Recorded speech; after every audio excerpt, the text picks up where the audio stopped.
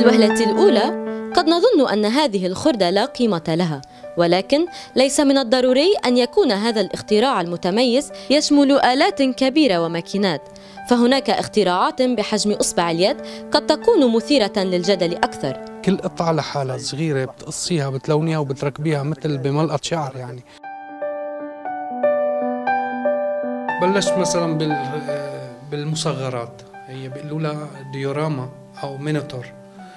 صرت فوت على اليوتيوب مثلا شوف طريقة كيف ببلش، وموجودة الهواية وموجود الحب طبعا والشغف انه بس تشوفي هالفن حبيتي انت. كنت حب انزل على الشام مثلا ندور بين الحارات القديمة، حابب كتير اعمل حارة شامية قديمة صغيرة بكل تفاصيلها طبعا. لكل قطعة ينفذها متعب خصوصيتها في الحجم والشكل والمضمون، يخصص لها فترة جيدة من الوقت لتبدو هذه الإنجازات نسخة تبقى الأصل عن حجمها الكبير، محولا بذلك هوايته إلى لوحات فنية إبداعية. أنا بتشكر كل اللي دعمني وكل اللي كان له دور إنه يوصل فني للعالم طبعا، وبتشكر كثير بتشكر موقع بنت جبال، يعني هن بكفي إنه إجوا من أقصى الجنوب بلبنان اجوا لاقصى الشمال، يعني هذا لحاله دعم كبير. لا شك اننا نعيش اليوم في عصر قد غلبت فيه التكنولوجيا على كل شيء،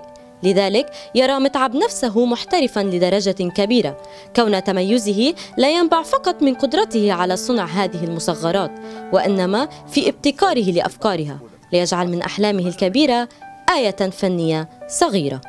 قد يرى البعض منا أن مجسمات متعب صغيرة الحجم، ولكن بالنسبة لمن ترك ذكرياته في وطنه ورحل، هي وسيلة استطاع من خلالها تخفيف مصاعبه من جهة وإبهار العالم العربي من جهة أخرى.